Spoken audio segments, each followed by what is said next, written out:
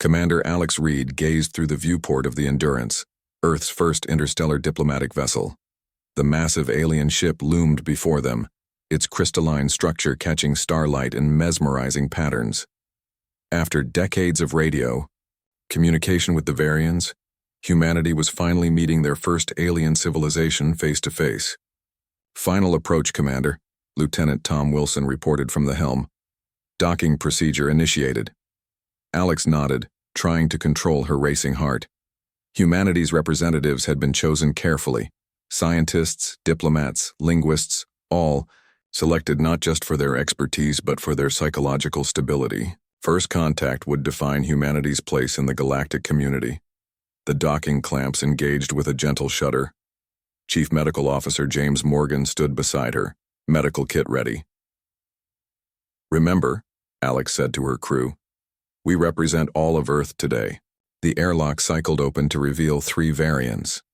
They were tall, willowy beings with iridescent skin that seemed to flow like liquid metal. Their forearms moved with deliberate grace as they made the greeting gesture their species had described in transmissions. "We welcome Earth humans," the Central Varian spoke through the translation device. "I am Envoy Kalir." Alex stepped forward. "On behalf of Earth, we thank you for this historic meeting."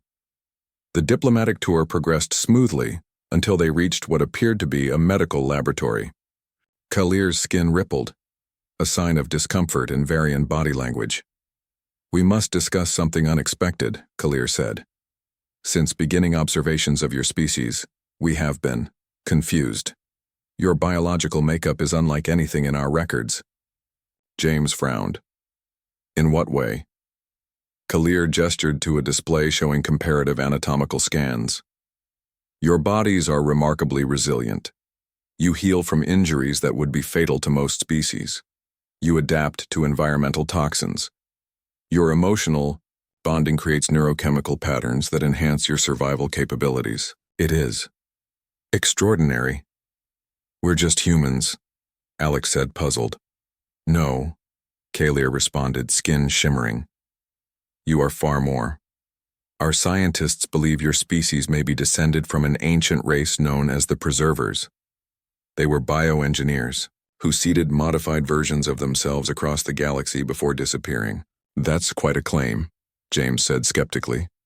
"We have genetic evidence," Kalir continued, "and observations of your behavior patterns, your capacity for both incredible violence and profound compassion, your ability to form deep emotional bonds that transcend rational self-interest. These are preserver traits."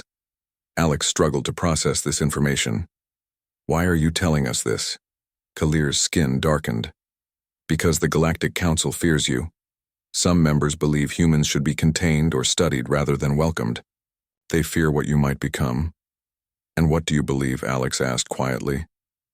"I believe," Kalir said, "that any species capable of your level of love, sacrifice, and determination deserves to find its place among the stars." The alien extended all 4 hands. "That is why we contacted you directly before the Council could decide your fate without your input." Alex looked at her crew, then back at the alien. "We're just trying to survive and explore like anyone else." "No," Kalir said gently. "You endure. You love. You hope. These qualities make you unique, and potentially the most important species in the galaxy."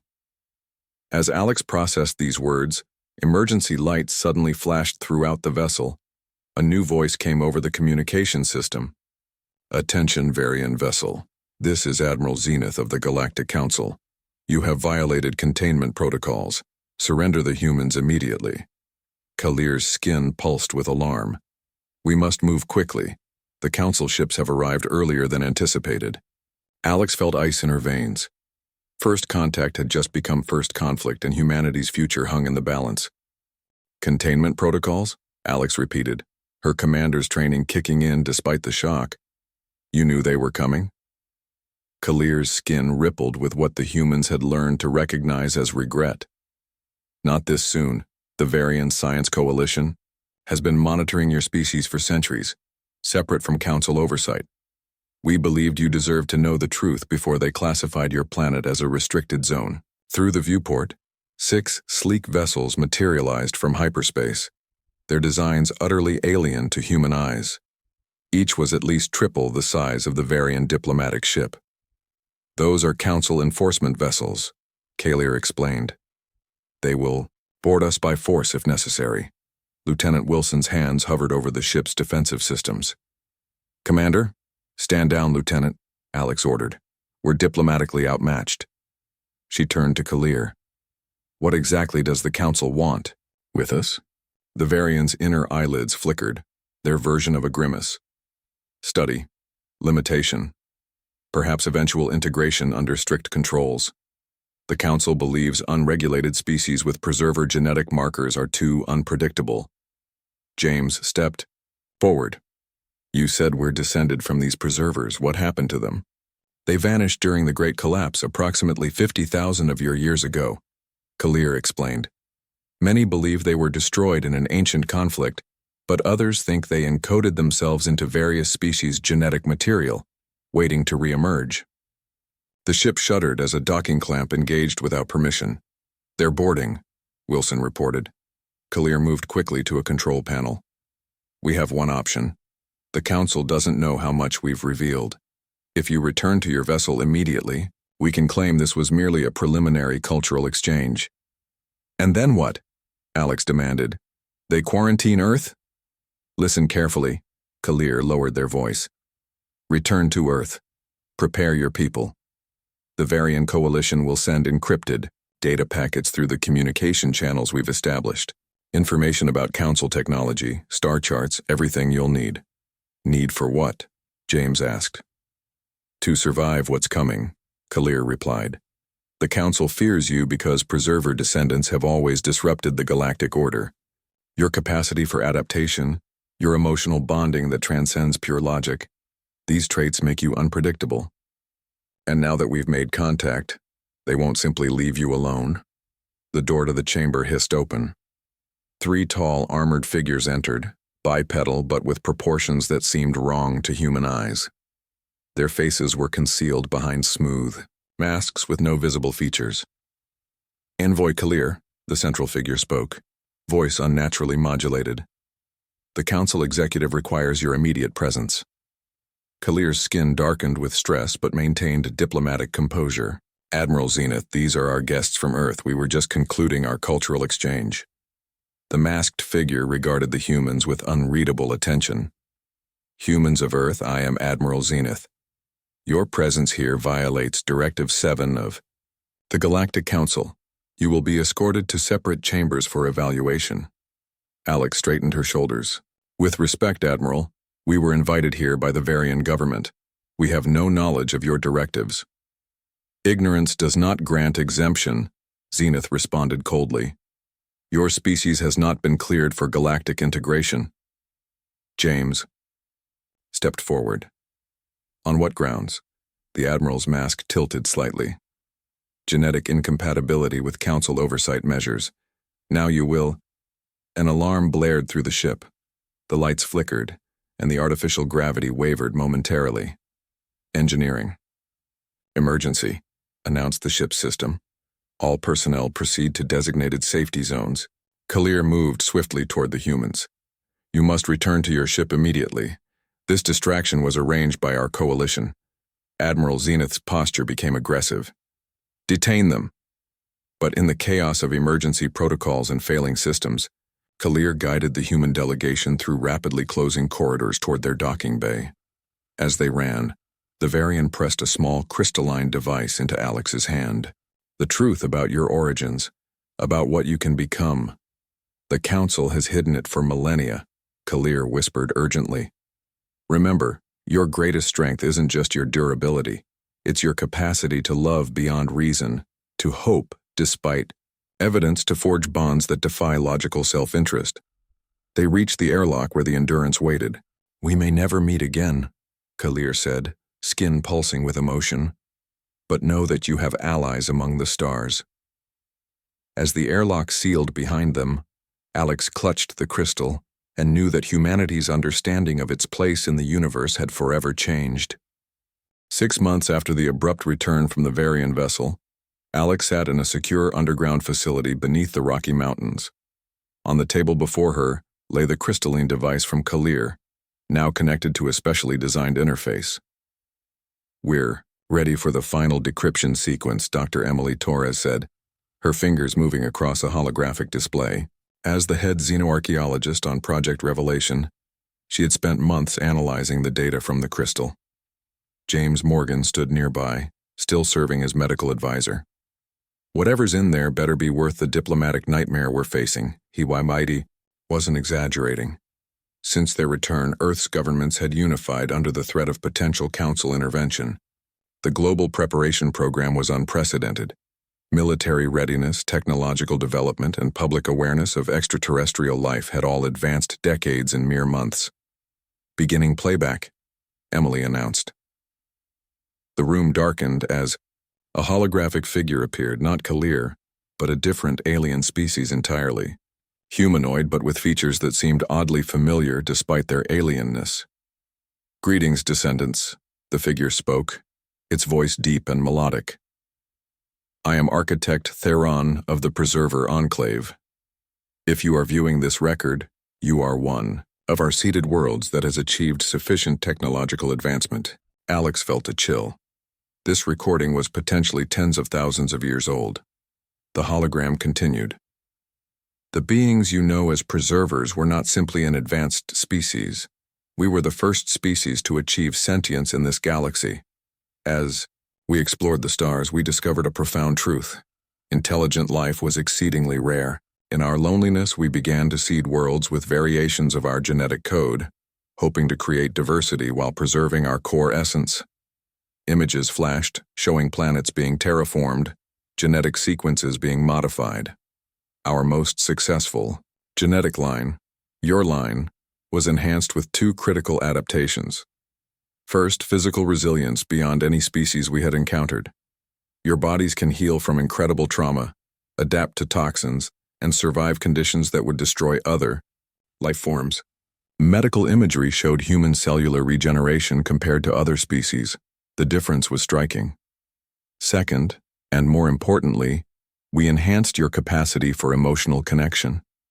Other species develop attachment as an evolutionary tool, but we engineered humans to form bonds that transcend pure survival value.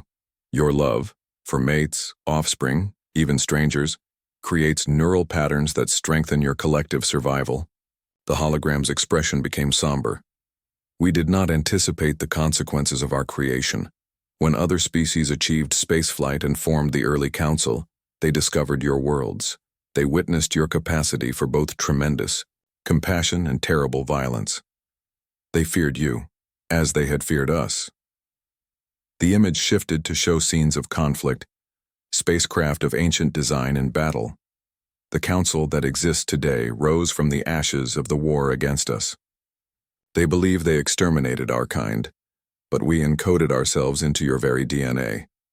Each human carries fragments of preserver consciousness, waiting for the right evolutionary moment to fully awaken.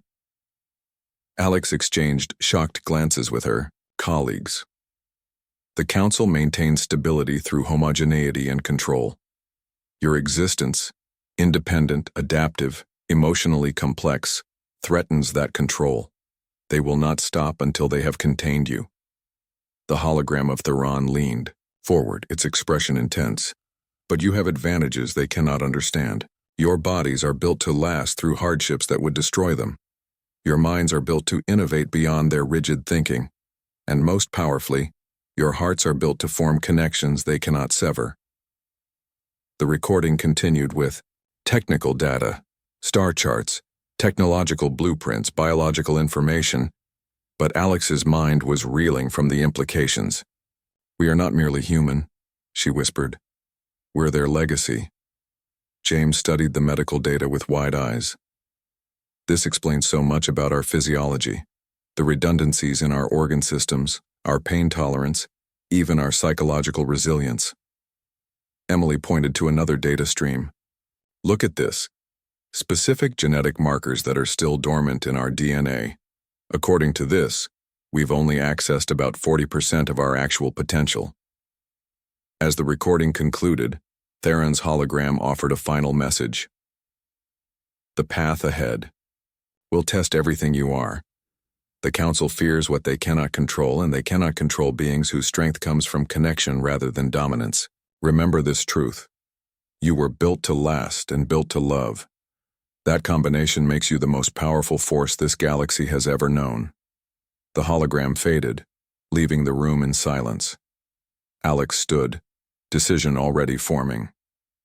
Upload everything to the global command network. Every blueprint, every star chart, and prepare the Endurance for launch. Launch? James questioned. Where are we going? Alex's expression was resolute. To find more of Kalir's coalition. We're not facing the Council alone. As they left the room, none of them noticed a small section of the crystal beginning to glow, with new patterns activated by prolonged exposure to human presence. The Preserver legacy was awakening. Neural activity is spiking again, James reported, studying the medical displays in the Endurance's laboratory. That's the third crew member this week. 2 months into their journey to the coordinates provided in Kalir's data crystal, strange phenomena had begun affecting the human crew. Heightened intuition, accelerated healing, dreams filled with stars they'd never seen, and knowledge they'd never learned. Commander Alex Reed studied the brain scan on the display. The patterns were beautiful. Complex neural pathways lighting up in configurations human medicine had never documented before. It's happening to all of us, isn't it? She asked. Not just the ones showing obvious symptoms. James nodded. The dormant Preserver genetic markers are activating. The crystal wasn't just a message, it was a key. The Endurance had launched with a crew of 50. Scientists, military personnel, and specialists chosen from Earth's unified response team. Their mission was to establish contact with Kalir's coalition while Earth prepared its defenses. No one had anticipated that the journey itself would trigger evolutionary changes. Commander to the bridge, Lieutenant Wilson's voice came through the communication system. We're approaching the coordinates. On the bridge, the main view screen showed a seemingly empty region of space near a small, unremarkable star. Sensors. Detect nothing, reported Nina Patel, their science officer. No planets, no stations, nothing that matches the rendezvous description. Alex studied the star field. Something felt wrong. Or rather, something felt right in a way she couldn't articulate. Adjust our perspective. I think we're looking at it wrong. Commander? Wilson questioned. Trust me, Alex said, the certainty in her voice surprising even herself. Shift our sensor array to detect gravitational distortions rather than matter. Nina gave her a curious look but made the adjustments. The screen flickered, then revealed what had been invisible. An enormous structure at least 20 kilometers in diameter, perfectly camouflaged against the background radiation of space. How did you know? Wilson whispered. Alex touched her temple. I just saw it in my mind. A communication signal pulsed through their system. On screen appeared a being similar to Kalir, but with subtle differences in physical structure. Humans, Earth, the alien said. I am Director Linar of the Resistance Coalition. Kalir informed us of your coming. You have arrived at a critical moment. We've come seeking allies, Alex replied. Linar's expression shifted. And you have found them. But you are changing already, aren't you? The Preserver awakening has begun. James stepped forward. You know about the physiological changes we're experiencing? It is why the Council fears you so deeply, Linar explained. No other seeded species has achieved your level of advancement while maintaining genetic compatibility with Preserver consciousness patterns. You are becoming what the Preservers intended, their reborn selves, enhanced by human evolution. The invisible station extended docking arms toward the Endurance.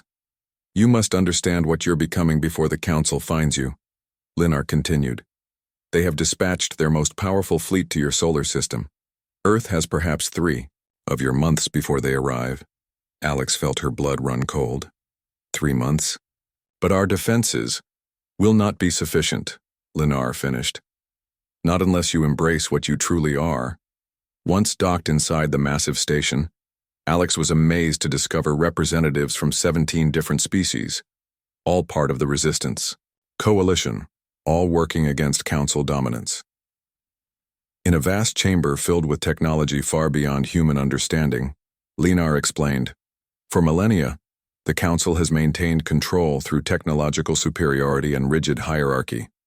Species are categorized, limited, and developed according to Council needs. The Preservers represented chaos to their ordered system, adaptive, emotionally driven, and impossible to predict. And now we represent the same threat," Nina observed. "More than a threat," said a new voice. From the shadows emerged a being unlike any they had seen, neither Varian nor any other alien species they had encountered. Its form seemed to shift slightly as though not fully material. "You represent hope." Linar bowed slightly. "This is Oracle Thelian, one of the last pure preservers." Alex stared in shock. "The message said you were extinct." "Nearly, Thelian," replied. "A handful of us transcended physical form during the final conflict. We have waited, watching from the spaces between dimensions for our children to rise." Thelian approached Alex and placed a shimmering hand near her temple, not quite touching. "Your awakening has barely begun. The dormant genetic material contains not just our physical advantages, but our consciousness, our memories, our knowledge, our understanding of reality. You want to, what, possess us?" James asked warily. Thelian's form rippled with what might have been laughter. "No, we wish to complete you. You are not replacements for us, you are our evolution. Human emotional capacity combined with preserver knowledge would create something greater than either of our species alone. And this is what the Council fears," Alex realized. "They built their civilization on control," Linar added. "Beings who cannot be controlled, who thrive on emotional connections and adapt beyond prediction, would shatter their system entirely." Thelian's form solidified slightly. "The choice must be yours. We can accelerate the awakening process, unlock the full potential of your preserver heritage. But doing so will irrevocably change you and your species." Alex looked at her crew, seeing the uncertainty and wonder on their faces. "What exactly would we become?" "Something new," Thelian said simply.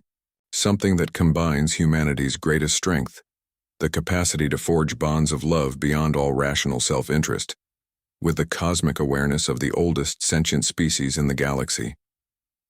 As Alex considered this revelation, alarms blared throughout the station. Linar rushed to a control panel. "Council scout vessels," the alien announced grimly. "They've found us." In the chaos of the station's emergency protocols, Alex made her decision. "We're out of time," she told Thelian. "If this awakening can help us save Earth, show us how." The preserver's form shimmered with approval. "Gather your crew in the central chamber. There is a reason humans were our most successful genetic line. Your capacity for adaptation exceeds even our original design." As alarms continued to sound, the 50 human crew members assembled in a circular chamber lined with crystalline technology. Through the viewports, they could see Council scout ships beginning to surround the station. "The process will be disorienting," Thelian warned. "Your consciousness will expand beyond your current understanding. Some memories that are not your own will surface. Trust them." Director Linar operated controls around the chamber's perimeter. "The station's defenses will buy us time, but not much. The Council will summon a full battle fleet once they confirm human presence." Thelian moved to the center of the chamber where a pillar of light began to form. "This will activate the dormant neural pathways in your genetic structure. It will be intense." "Will we still be ourselves?" Nina asked, voicing the fear they all shared. "You will be more yourself than you have ever been," Thelian assured her.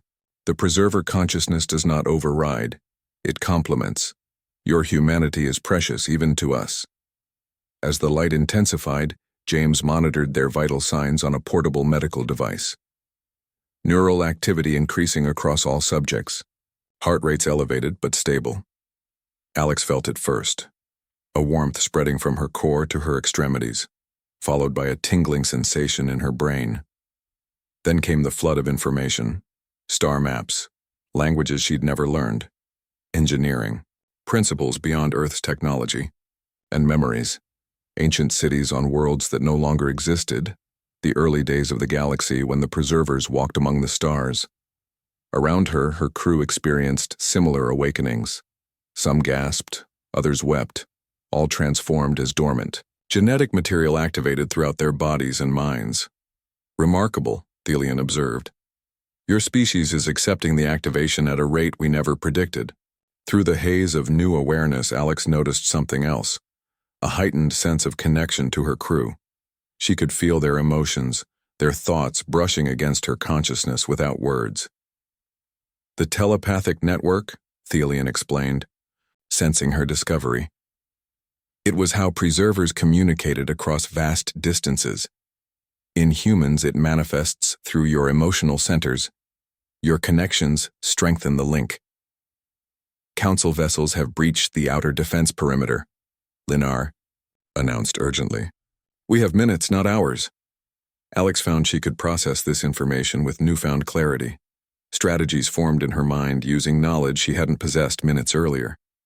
Looking at her crew, she saw the same understanding dawn on their faces. We need to get back to the Endurance, she commanded. We can use the station's gravitational distortion field to mask our departure. Lieutenant Wilson nodded, already calculating the necessary trajectory adjustments using mathematical principles he'd never studied. The Council ships will be expecting us to remain with the station.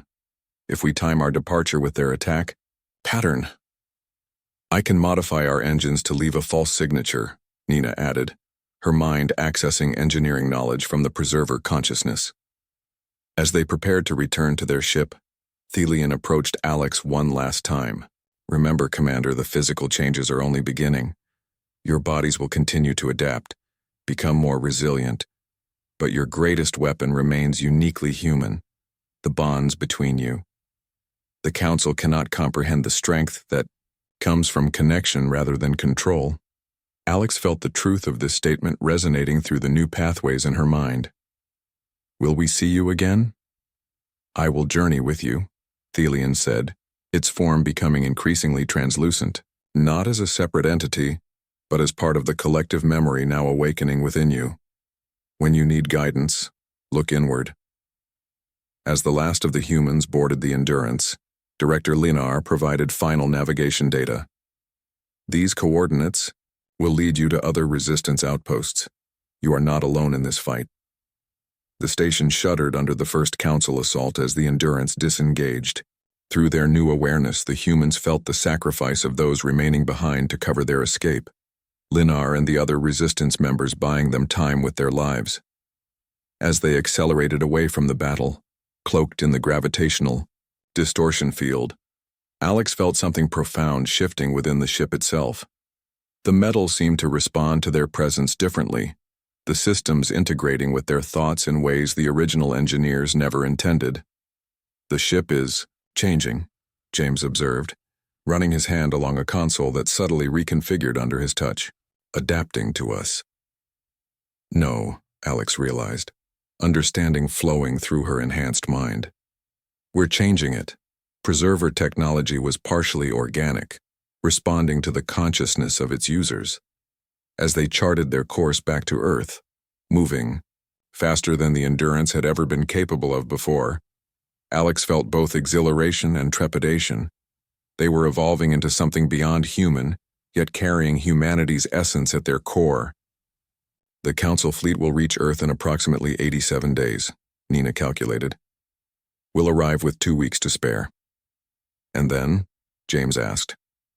Alex looked at her transformed crew, feeling the strength of their connection across the newly formed mental network. Then we show the Council what happens when you threaten a species that was built to last, and built to love. The Endurance emerged from its final faster-than-light jump on the outskirts of the solar system, its hull now bearing little resemblance to the ship that had departed Earth months earlier. Organic-looking modifications had grown throughout the vessel, enhancing its systems far beyond their original specifications. Home, Alex whispered, gazing at the distant blue dot of Earth on the view screen. Through their enhanced vision, the crew could see the planetary defense platforms constructed during their absence, primitive by Council standards, but evidence that Earth had taken the warning seriously. Multiple contacts, Nina reported, her consciousness interfacing directly with the ship's sensors. Earth Defense Fleet moving to intercept us. They don't recognize us, Wilson observed. The ship has changed too much. Alex activated the communication system. Earth Defense Command. This is Commander Alexandra Reed of the Endurance. Authentication code Sierra Echo 937. After a tense moment, a familiar voice responded. Commander Reed, your vessel doesn't match any known configuration in our database. We've undergone some modifications, Alex replied carefully. Request immediate audience with the Unified Command Council. The situation is critical. Within hours, the Endurance docked at the newly constructed orbital defense station. The crew's return caused immediate shock, not just because of their transformed vessel, but because of their own physical changes. Their eyes now held an unusual luminescence. Their movements displayed a fluid grace beyond normal human capability. Their skin had a subtle luster that seemed to shift under different lighting. In the station's main conference chamber, Alex faced the leaders of Earth's Unified Defense Initiative. General Laura Hayes, the commander of Earth's hastily assembled Space Force, studied the returned crew with undisguised concern. You're saying you've merged with ancient alien consciousness? Hayes asked skeptically. Not merged, James corrected. Awakened. The genetic material was always part of us. Dormant. Until activated. We're still human, just more. Admiral Richard Costa, head of strategic operations, leaned forward. And you believe this transformation gives us an advantage against the Council fleet? It's more than that, Alex explained. The Council's entire civilization is built on categorization and control. Each species is assigned specific roles limited in development, kept within boundaries. But humans, with our preserver heritage awakened, represent something they cannot categorize or control. That still doesn't explain how 50 transformed humans can help us defeat a fleet that, according to your report, possesses technology centuries beyond our most advanced systems, Hayes countered. Alex nodded to Nina, who placed a crystal similar to Kalir's original device on the table. This contains preserver specifications for upgrading Earth's defenses. With our guidance, you can implement these changes within days instead of years. And there's another factor, Alex continued. The awakening we experienced can be shared. We can trigger the same process in selected individuals here on Earth, creating a network of enhanced humans capable of operating the new defense systems. The room fell silent as the implications sank in. You're talking about transforming our species, Costa said finally. This goes beyond military strategy. It's already happening, James explained. Our medical team has detected subtle changes in human DNA worldwide over the past century. The dormant sequence is beginning to activate naturally. The preserver genetic material has always been part of our evolutionary path. We're just accelerating what was already underway. General Hayes studied the returned crew carefully. And you're certain this transformation preserves humanity? Our essential nature? Alex smiled, genuine warmth cutting through the tension. That's the miracle of it, General. The preservers designed us not just with their knowledge, but with something they lacked, our capacity for emotional connection, our love, hope, compassion. These remain our core strengths, enhanced rather than diminished. Over the next days, Earth's defenses transformed under the guidance of the Endurance crew, defense platforms reconfigured with technology beyond human understanding. Communication systems expanded to utilize frequencies never before harnessed. And carefully selected volunteers underwent the awakening process, their consciousness expanding, to access the dormant preserver knowledge within their genes. 2 weeks before the Council fleet's estimated arrival, Alex stood in the observation dome of the orbital station, watching Earth gleam below. She felt a presence join her. General Hayes recently transformed herself, still adjusting to her enhanced awareness. The Council advanced scouts entered the system 6 hours ago, Hayes reported. They're observing from the Kuiper Belt, likely planning their approach. Alex nodded. And our preparations? Defense network at 97% capability. The planetary shield will be operational within 36 hours. The transformed teams are working in perfect synchronization. Hayes paused. It's remarkable. I've never seen humans cooperate with such efficiency, such understanding. That's the gift of the awakening, Alex explained. We retain our individuality but gain a connection that transcends words. We understand each other on a fundamental level. Hayes gazed toward the outer system where the Council scouts lurked. They still outnumber and outgun us. Even with the upgrades, victory isn't assured. It never is, Alex agreed. But there's something the Council has never faced before. A species that combines preserver adaptability with human determination. We don't just survive, General, we endure. We hope. We love. And that makes us dangerous in ways they cannot comprehend. As if in response to her words, an alert sounded throughout the station. The main Council fleet had arrived sooner than expected. Dozens of massive vessels entering the system in perfect formation. Earth's moment of truth had arrived. The Council fleet spread across Earth's orbital approach vectors with mechanical precision.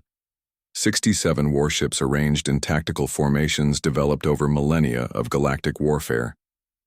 Each vessel dwarfed Earth's largest defenses, bristling, with weapon systems capable of reducing continents to ash. In the command center of Earth's primary defense station, Alex stood surrounded by both transformed and untransformed humans, working in seamless coordination. The newly created consciousness network linked the awakened individuals across the globe and orbital defenses, allowing instantaneous communication and strategy adjustment. They're broadcasting, reported Nina, her mind directly interfaced with Earth's communication array. On the main view screen appeared Admiral Zenith, the same Council official they had encountered on the Varian vessel. The mask was gone now, revealing a face with unsettling symmetry, artificially perfect features that betrayed extensive genetic engineering. Humans of Earth, Zenith began, voice precisely modulated. Your unauthorized development has been classified as a Class 1 violation of Council Directive 7. You harbor active preserver genetic sequences, making your species an existential threat to galactic stability. Alex stepped forward. Admiral, Zenith, Earth requests peaceful dialogue. We have no hostile intentions toward the Council. The Admiral's expression didn't change. Intention is irrelevant. Preserver genetic awakening follows predictable patterns. Initial cooperation followed by inevitable conflict. The Council has observed this cycle 17 times across 12,000 years. We are not simply preservers, Alex countered. We are human. Our evolution follows a different path. Irrelevant, Zenith repeated. Council protocols are absolute. You will submit to immediate quarantine and controlled genetic suppression, or your world will be sterilized of sentient life. You have 30 minutes to surrender. As the transmission ended, General Hayes approached Alex. Sterilization was always their plan. This ultimatum is just formality. Alex nodded. They cannot allow our existence. We represent everything their system opposes. Adaptation instead of stability. Connection instead of control. Through the consciousness network, Alex sensed determination, flowing from the awakened humans worldwide. Not just the military personnel and scientists, but ordinary people who had volunteered for transformation. Teachers, artists, farmers, parents, each bringing uniquely human perspectives to the ancient knowledge now flowing through their minds. Initiate Defense Protocol Omega, she ordered, and broadcast continuously on all frequencies. As the Council fleet began methodical advance toward Earth, humanity's defenses activated. But rather than the expected weapon systems, something unexpected occurred. The planetary shield that enveloped Earth pulsed with patterns of energy, not random but structured, mathematical, musical, a communication more profound than words. What are we transmitting? Hayes asked, watching the energy patterns flow. Everything, Alex replied simply. Our art, our music, our literature, our hopes, our struggles. the entire human experience, encoded in preserver mathematical formats that bypass translation issues. We're showing them what they're trying to destroy.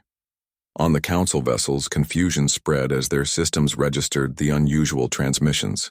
The fleet's advance slowed as officers attempted to analyze the unexpected data flood. They're trying to parse it as weapon signatures or defensive algorithms, Nina observed through her connection to the network. They have no protocol for this response.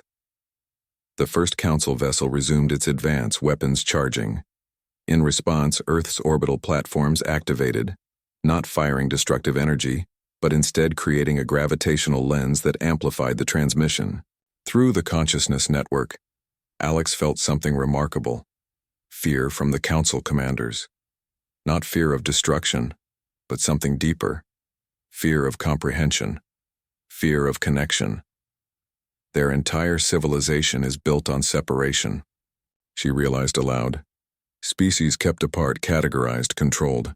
They're afraid of what happens when barriers dissolve. The Council fleet's formation began to waver. Several vessels broke ranks, their movements becoming erratic. They're experiencing internal conflict, Nina reported, monitoring the network feedback. The transmission is affecting their command structure. Admiral Zenith's vessel surged forward, weapon systems at full charge. "Terminate transmission immediately," came the desperate command. "This is a violation of Council Protocol 5. Cognitive manipulation is forbidden." But it wasn't manipulation. It was connection. Through the defense network, Alex directed a focused transmission directly to Zenith's vessel, not Earth's military capabilities or threats, but memories. Children laughing, the wonder of first love, the comfort of family in times of grief, the triumph of overcoming hardship together, the profound joy of understanding another being completely. "They've never experienced this," James said quietly, observing the Council ship's increasingly erratic movements. Their society eliminated emotional bonding as inefficient millennia ago. 3 Council ships opened fire, their energy weapons striking Earth's shield. But instead of depleting it, the attacks were absorbed, their energy redirected to strengthen the transmission. Each aggressive act only amplified humanity's message. Through the consciousness network, Alex felt the first breakthrough. A Council officer on one of the smaller vessels, experiencing genuine emotional response for the first time. Then another, and another. Like a cascade of awakening, the human transmission triggered something long suppressed in the Council species themselves. "They're receiving transmissions from within their own fleet," Nina reported with wonder. "Other species in the Council armada, crew members, engineers, even some commanders, they're responding to us." Alex stepped forward, reopening the communication channel. "Admiral Zenith, we don't seek to destroy the Council. We seek to transform it, as we have transformed ourselves, not through conquest, but through connection." On screen, Zenith's perfect features contorted with unfamiliar emotion. "This is corruption. Contamination. We maintain order." "No," Alex countered gently. "You maintain isolation, but no sentient species truly thrives in isolation. Even the preservers understood this eventually. It's why they encoded themselves into us, why they valued our emotional capacity, not as a weakness to be engineered away, but as the ultimate strength." Throughout the Council fleet, the transmission continued its work. The rigid hierarchy began dissolving as crew members experienced the full spectrum of human emotion and connection. Some vessels powered down weapon systems entirely. Others began transmitting human cultural data between themselves. Admiral Zenith's flagship remained poised to attack, even as other Council vessels retreated or stood down. "I will complete the sterilization protocol myself if necessary," Zenith declared, voice losing its mechanical precision as emotion crept in. "You feel it too," Alex observed. "The beginning of connection. The awareness that you're not merely a function in a system, but a being capable of profound bonds." Through the network, Alex sensed the internal struggle within Zenith, Council conditioning battling against awakening emotions. With a gesture, she directed the transmission to focus on the Admiral's vessel, not as an attack but as an offering. "We were built to last," she said quietly. "But more importantly, we were built to love. And that capacity for love, for connection, beyond self-interest is the true legacy of both human and preserver. It's not a weakness, it's the most powerful force in existence." On the view screen, Zenith's face transformed, rigid control giving way to wonder, fear, and finally, understanding. The Admiral's hand reached toward the screen, an unconscious gesture of connection. "What is happening to me?" Zenith whispered. "You're remembering what it means to be truly alive," Alex answered. "Not just to exist in perfect order, but to connect, to hope, to love." The flagship's weapons powered down. Across the fleet, other vessels did the same, not in surrender, but in transformation. The consciousness network expanded beyond human minds, touching those council species most compatible with the transmission. Earth did not win a military victory that day. It achieved something far more profound, the beginning of galactic reconnection. As council vessels entered stable orbit, their crews requesting permission to experience human culture directly, Alex gazed at the view screen showing ships that had come as conquerors, now lingering as students. "The council hierarchy will fight. This," General Hayes warned. "This is only their advance fleet. Let them come," Alex replied with quiet confidence. "Each ship that arrives will only strengthen the network. Connection cannot be fought with weapons. That's what the preservers finally understood, and what the council forgot." In the months that followed, humanity expanded into the solar system and beyond, not as conquerors but as connectors. The awakened humans, carrying both their humanity and their preserver heritage, became bridges between species long kept separate by council decree. And on distant worlds, other preserver-seeded species began their own awakenings, triggered by the signal spreading from Earth across the galactic communication network. The council's ordered galaxy was transforming, not into chaos as they had feared, but into a connected community of diverse beings. Alex stood on the observation deck of the new diplomatic station orbiting Earth, watching Council and Resistance, ships arriving for the first Galactic Cooperation Summit. Beside her stood Admiral Zenith, the once rigid Council commander now serving as liaison between the old order and the new possibility. "We believed connection was weakness," Zenith admitted, watching the gathering fleet. "That emotion led only to conflict and disorder." "Some emotions can," Alex acknowledged, "but the capacity to form bonds beyond self-interest, to love without logical return, that's the strength that allowed humanity to survive every hardship. And now it's the strength that will transform the galaxy." In the vast cosmic night, Earth glowed not just with its natural blue beauty, but with the luminescence of awakened consciousness, a beacon of connection in a galaxy too long divided. Humanity had discovered its ancient heritage and its eternal strength. They were built to last through any hardship and built to love beyond all reason. And in that combination lay the most powerful force the universe had ever known.